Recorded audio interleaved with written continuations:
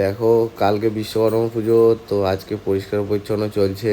আর পরিষ্কারের কারণ হচ্ছে এমনি তো ভাদ্র মাসের লাস্ট, তো পরিষ্কার তো হবেই। তো দেখতেই পাচ্ছ দোকান টোকান সব পরিষ্কার হচ্ছে, ঝুলটুলগুলো ঝেড়ে দিচ্ছে। আমাদের দোকানে যা হয় পয়লা বৈশাখ হয়, এটা লেদে পুজো হবে। আর এমনি গ্যারেজে তো পুজো হবেই। তো ওখানে রং চং হচ্ছে আমাদের গ্যারেজে।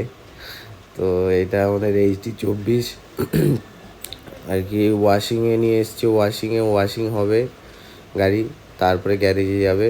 আর এটা হচ্ছে আমাদের আরেকটা গ্যারেজ। এটা হচ্ছে আমাদের গ্যারেজ। এখানে পুজো হচ্ছে, ছোটো করেই পুজো হচ্ছে, কারণ এখানে অল্প কটা ঘর। আমাদের ওই গ্যারেজের মতো মানে অনেকগুলো ঘর না, অনেকগুলো মিস্ত্রি নেই, এরা এখানে 4-5 জন। তো ওই জন্যই আর কি ছোটো করে পুজো হয়। ঠাকুরে চলে এসছে সকাল সকালে। এবারটা ঠাকুর এসছে কারণ বৃষ্টি হচ্ছিলো খুব প্রচণ্ড।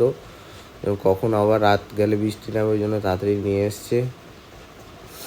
আমাদের সবে 2টো বাস ঢুকেছে, এখনও 2টো বাস ঢোকা বাকি আছে, আসবে। ঠিক আছে, এটা হচ্ছে আমাদের লেদ, দেখতেই পাচ্ছ। আর এটা লেদের পুজো, লেদের বিশ্বকর্মা ঠাকুর।